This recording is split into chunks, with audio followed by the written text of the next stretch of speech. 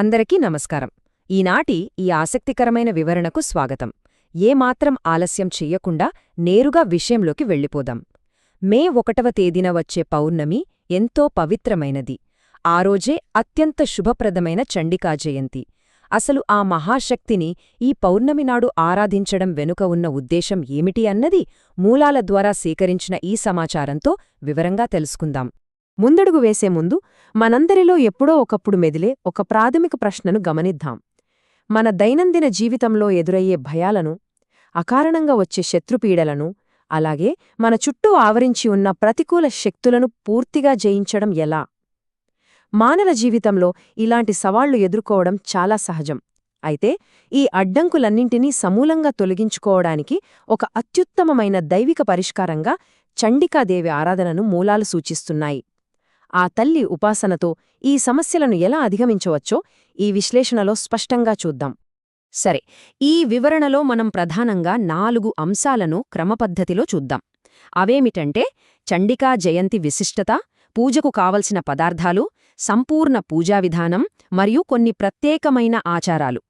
ఇక మొదటి విభాగం, చండికా జయంతి విశిష్టత. అసలు ఈ పౌర్ణమి నాటి ఆచరణ వెనుక ఉన్న అసలైన అర్థమేమిటో ఇప్పుడు చూద్దాం. చండికాదేవి అంటే సాక్షాత్తు సర్వోన్నతమైన అత్యంత ఉగ్రమైన శక్తి స్వరూపం. మన మనసుల్లో బలంగా నాటుకుపోయిన అనవసరమైన భయాలను, అడుగడుగునా ఆటంకాలు కలిగించే శత్రుపీడలను, అలాగే అన్ని రకాల నెగటివ్ ఎనర్జీలను దహించివేసే ఒక అగ్నిలాంటి శక్తిగా మూలాలు వివరిస్తున్నాయి. రక్షణకు, తిరుగులేని విజయానికి ఆమెను మించిన ప్రతీక లేదని చెప్పాలి. రెండవ విభాగం, పూజకు కావలసిన పదార్థాలు. ఆ మహాశక్తిని ఆరాధించడానికి ఖచ్చితంగా ఏమేమి అవసరమవుతాయో ఒకసారి చూద్దాం. పూజ కోసం సిద్ధం చేసుకోవాల్సిన వస్తువులను ఒకసారి గమనిస్తే, మనం ఇక్కడ శక్తితత్వాన్ని ఆరాధిస్తున్నాం కాబట్టి ఎర్రటి రంగుకు అత్యంత ప్రాముఖ్యత ఉంటుంది.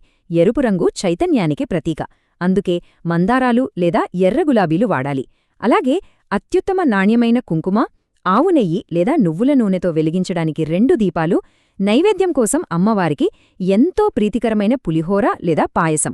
చివరగా పవిత్ర వాతావరణం కోసం సాంబ్రాణి లేదా అగరబత్తీలు సిద్ధం చేసుకోవాలి. మూడవ విభాగం, సంపూర్ణ పూజా విధానం. ఎంతో శక్తివంతమైన ఈ ప్రక్రియను ఇంట్లోనే సులభంగా ఎలా నిర్వహించవచ్చో ఇప్పుడు తెలుసుకుందాం. పూజాపీఠం అలంకరణకు సంబంధించిన ప్రాథమిక దశలు చాలా సింపుల్. ముందుగా పీఠం మీద శుభ్రమైన ఎర్రటి వస్త్రాన్ని పరచాలి.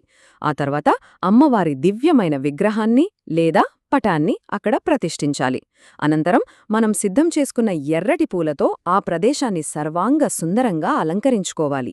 ఈ చిన్నపాటి ఏర్పాట్లతోనే ఇంట్లో ఒక అద్భుతమైన ఆధ్యాత్మిక వాతావరణం ఏర్పడిపోతుంది. ఇక దీపారాధన చేసి పూజ ప్రారంభించడానికి ముందు ఒక బలమైన సంకల్పాన్ని మనస్సులో తలుచుకోవటం ఇక్కడ అత్యంత కీలకం. అదేమిటంటే, మమ సర్వభయ నివృత్త్యర్థం శత్రువిజయ ప్రాప్త్యర్థం చండికాదేవి పూజాం కరిష్యే. అంటే, నాలోని అన్ని భయాలు తొలగిపోవాలని, శత్రువుల మీద సంపూర్ణ విజయం ప్రాప్తించాలని కోరుకుంటూ చండికాదేవి పూజ చేస్తున్నాను అని అర్థం. ఈ నిర్దిష్టమైన లక్ష్యంతోనే అసలైన ఆరాధనకు పునాది పడుతుంది. సంకల్పం తీసుకున్నాక చెయ్యవలసిన ప్రధాన ప్రక్రియ ఈ కుంకుమార్చన. ఈ పౌర్ణమి పర్వదినాన అమ్మవారి అష్టోత్తర శతనామావళి పఠిస్తూ ఆ నాణ్యమైన కుంకుమతో అర్చన చేయడం వల్ల అనంతమైన ఆధ్యాత్మిక ఫలితాలు సిద్ధిస్తాయని మూలాలు చెబుతున్నాయి. ప్రతీ నామాన్ని ఉచ్చరిస్తూ కుంకుమ సమర్పిస్తుంటే మనసులో తెలియని ఒక స్వచ్ఛమైన పాజిటివ్ ఎనర్జీ వస్తోంది. ఇక 108.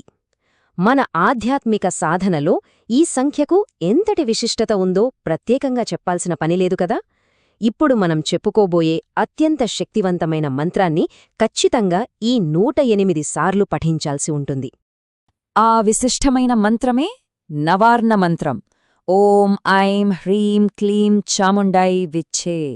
ఈ మంత్రాన్ని ఎంతో స్పష్టంగా, ప్రశాంతమైన ఏకాగ్రతతో ఉచ్చరించాలి. నిజం చెప్పాలంటే ఈ పూజా విధానం మొత్తానికి ఇదే కేంద్ర బిందువు.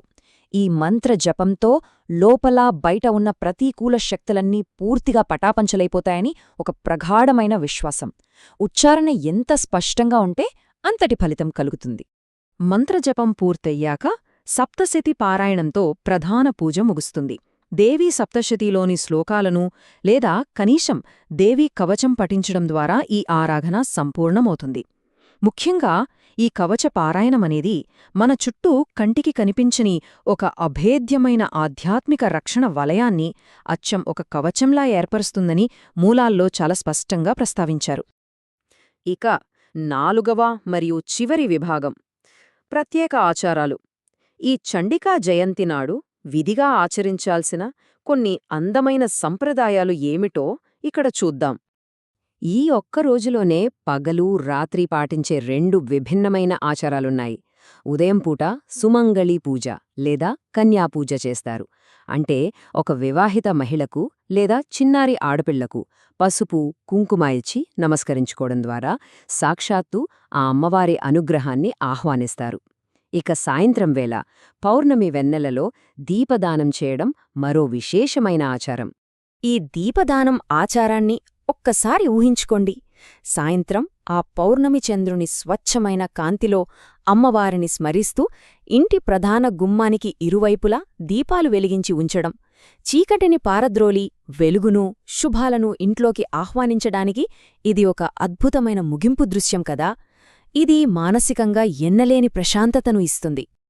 ఇక చివరగా ఆలోచించాల్సిన ఒక కీలకమైన అంశం ఏమిటంటే, చండికాదేవి అనుగ్రహంతో ఈ పవిత్ర దినాన లభించిన ఈ అపారమైన శక్తిని, ధైర్యాన్ని ఇక్కడతో ఆపేయకుండా రేపటి నుండి ప్రతిరోజూ మన జీవితంలోకి ఎలా అన్వయించుకోవచ్చు?